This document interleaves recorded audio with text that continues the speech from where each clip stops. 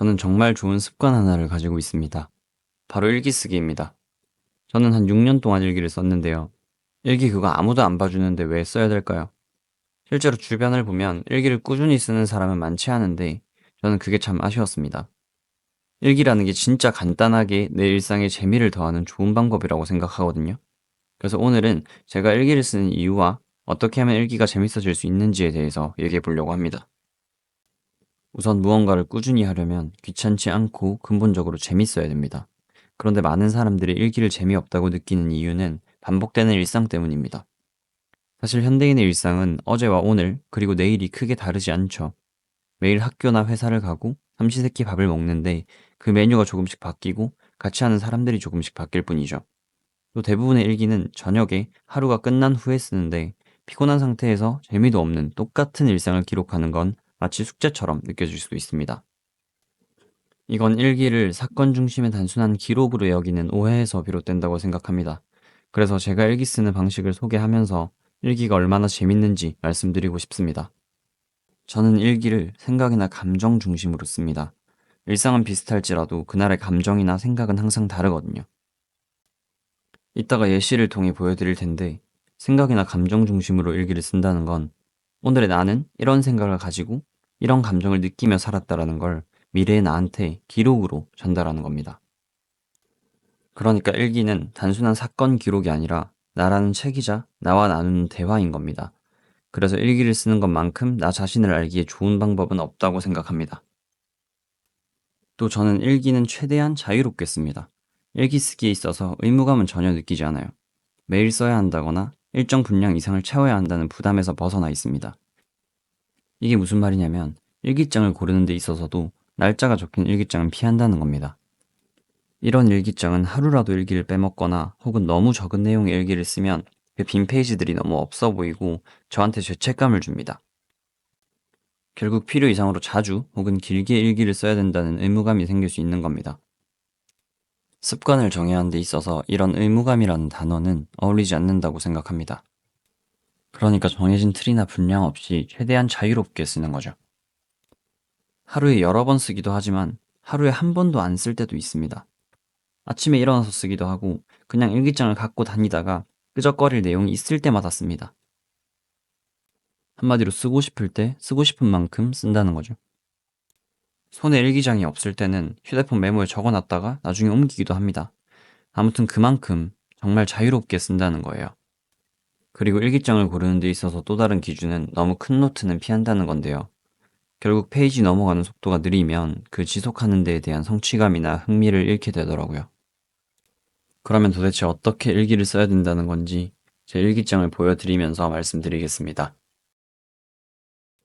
마침 이런 내용이 있네요.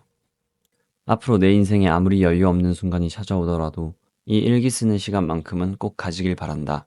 나 스스로에게. 그리고 이때는 이유는 몰라도 인생은 결국 혼자다 라는 말을 하고 있네요. 혼자 사는 인생이다. 확실한 내 사람이 아니라면 많은 것을 주지도 받지도 말자.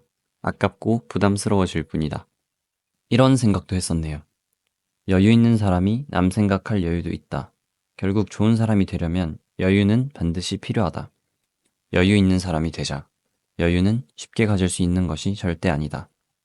작년쯤에 쓴 일기 같은데 지금이랑 생각이 크게 다르진 않은 것 같습니다. 말을 좀 줄이고 싶었던 제 모습도 보이는데요. 하지 않아도 될 말이면 굳이 할 필요 없다. 꼭 필요한 말만 하자. 말은 적게 할수록 그 무게가 무거워진다. 이렇게 저 스스로한테 일침을 놓기도 하고요. 언제 인터넷에서 봤던 마음에 드는 구절이나 드라마 대사를 옮겨 적기도 했습니다. 제 첫 번째 영상 주제였던 책을 읽어야 하는 이유에 대한 고민도 담겨 있습니다. 여기도 보면 영상 매체가 넘쳐나는 현대에도 책이 사라지지 않는 이유는 뭘까? 라고 고민하고 있습니다. 그러다가 결국 그 답을 찾고 다시 일기를 적었네요. 이렇게 변화하고 성장하는 내 모습도 관찰할 수 있습니다. 때로는 좀 오글거리지만 저 스스로를 칭찬하기도 했고요. 사고 싶은 물건을 살지 말지 고민하는 과정을 남기기도 했습니다. 강의를 들었으면 그 강의 내용을 정리하기도 하고 요즘 즐겨 듣는 노래가 있으면 그냥 그걸 적기도 했습니다. 지키지는 못했지만 새학기 루틴을 짜보기도 했습니다. 이런 생각들도 했었네요.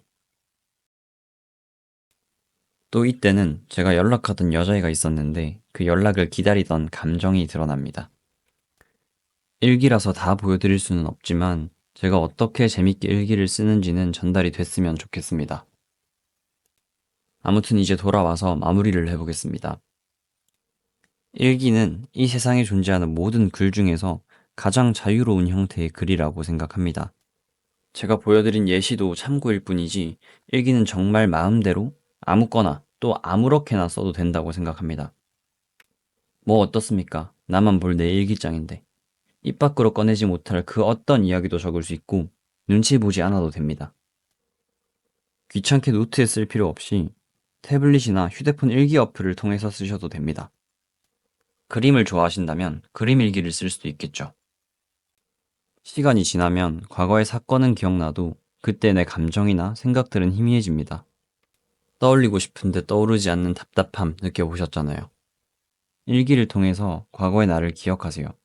빨리 쓸수록 이득입니다. 그래야 미래에 읽을 수 있는 일기가 많아지거든요. 내 인생이라는 스토리를 기록해보세요. 그 어떤 책보다도 재밌을 겁니다. 그리고 때로는 과거의 일기가 현재 나에게 큰 도움을 줄 때도 있습니다. 그래서 부디 일기의 재미를 느껴보시기 바라면서 마무리하겠습니다. 주제에 대한 의견 있으시면 댓글로 남겨주세요. 영상 시청해주셔서 감사합니다.